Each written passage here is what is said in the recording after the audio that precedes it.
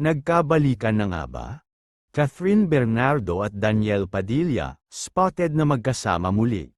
Sa mundo ng showbiz kung saan bihira ang forever, tila may plot twist na nagaganap sa Kathniel universe.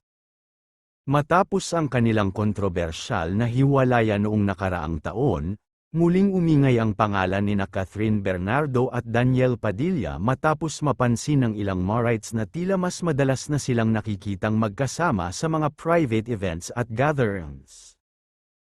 Ayon sa mga hindi mapakali sa Twitter at TikTok, may mga larawang kumakalat kung saan pareho dumalo sina Catherine at Daniel sa isang intimate birthday celebration ng isang kaibigan. Bagamat walang opisyal na larawan na magkasama sila sa iisang frame, maraming fans ang napansin ang pagkakapareho ng kanilang mga suot, background ng mga litrato, at kahit ang baso na hawak nila. Coincidence ba ito, o talagang may sinasadyang muling pagkikita? Isang anonymous source umano ang nagsabi na, matagal na silang nag-uusap. Hindi man sila agad nagkabalikan, pero definitely hindi pa tapos ang chapter ng love story nila. Ayon pa rito, kahit noong panahon ng kanilang hiwalayan ay hindi talaga nawalan ng komunikasyon ang dalawa. They gave each other space, but the bond was still there, dagdag pa ng source.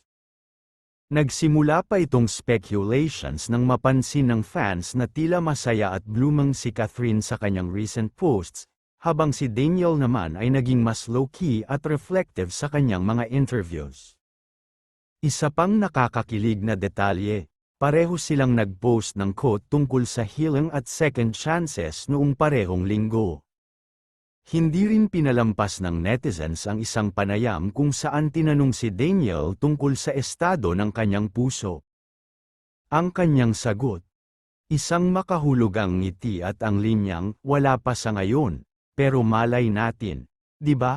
Hindi rin nagpahuli si Catherine nang tanungin siya sa isang event kung posible ba ang rekindled love. Sagot niya, hindi natin alam ang pwedeng mangyari. Basta ako, I'm at peace and I'm open to anything beautiful, mga fans. Umaasa, dahil dito, muling nabuhay ang kilig ng Kathniel fandom na matagal nang umaasa sa second chance para sa kanilang iniidolo. May ilan pang nagsabing baka raw parte ito ng isang upcoming project o kaya'y simpleng pag-aayos ng matagal ng relasyon.